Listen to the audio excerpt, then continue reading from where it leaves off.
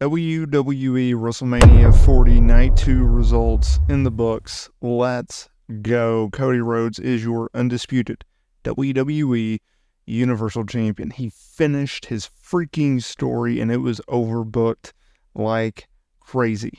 But in this video, we're going to break down that and much more because this, in my opinion, was a much better night than night one, including the pacing of the show. The pacing of the show, boom, boom, boom, boom, boom.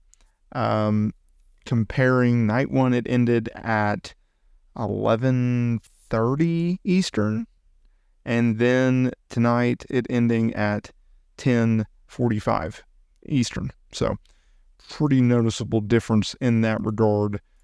So the opener was Drew McIntyre challenging, dethroning Seth Rollins as the World Heavyweight Champion, right? They basically did finish, near fall.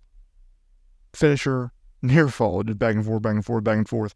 CM Punk was on commentary for the match, and McIntyre went over with 2 Claymore kicks. Now, after the match, Drew got in Punk's face, leading to Punk laying him out, and this led to Damian Priest running out to cash in the Money in the Bank briefcase, and he won the championship. So we have a new champion. We had a double, championship changing of hands, if you will. Bubba Ray Dudley was the special guest referee for the Philadelphia street fight between Bobby Lashley and the Street Profits, as well as Karrion Kross and AOP. It was what it was. Snoop Dogg was on commentary for it. It was just whatever. It ended when Kross was put through a table for the win. It was kind of fun.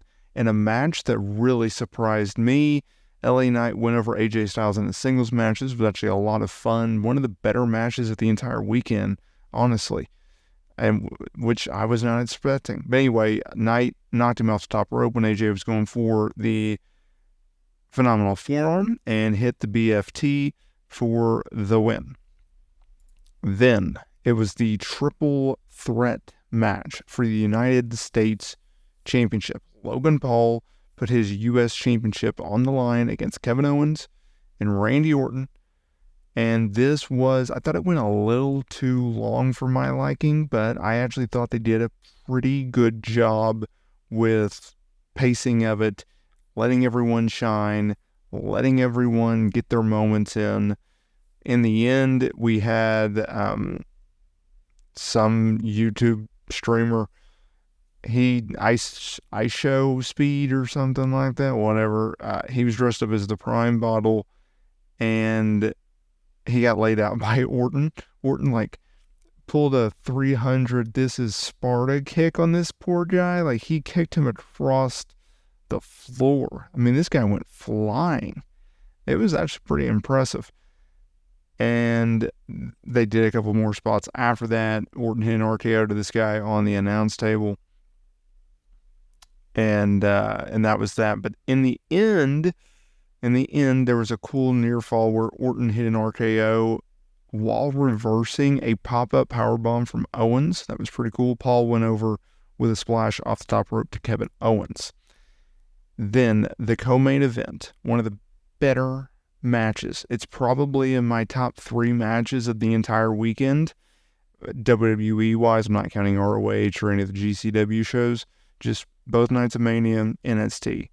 This match was phenomenal. From start to finish, these girls did not slow down one bit. WWE Women's Champion Io Sky taking on Bayley. Co-main event.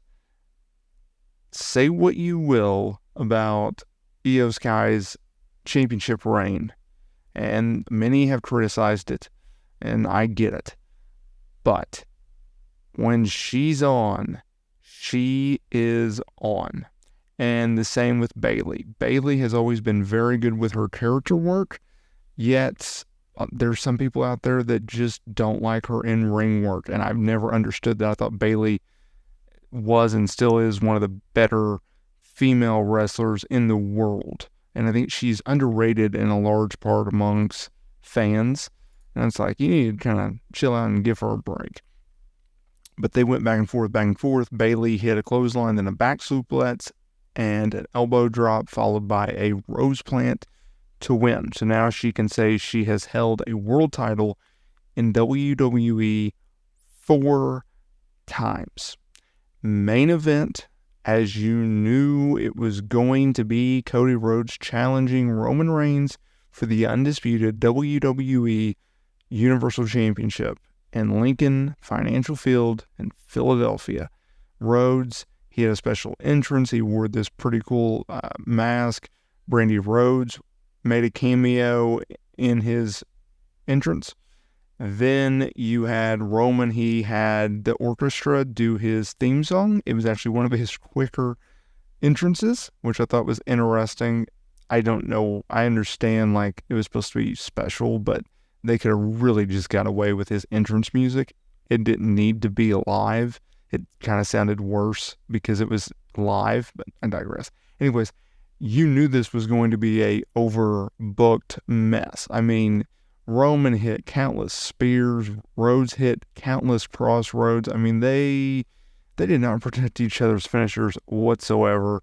You had outside interference first from Jimmy Uso. He came out. Then Jay took him out by spearing his brother off the stage through a freaking table.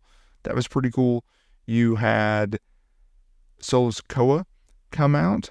Seth Rollins briefly came out in the Shield gimmick, but he got laid out.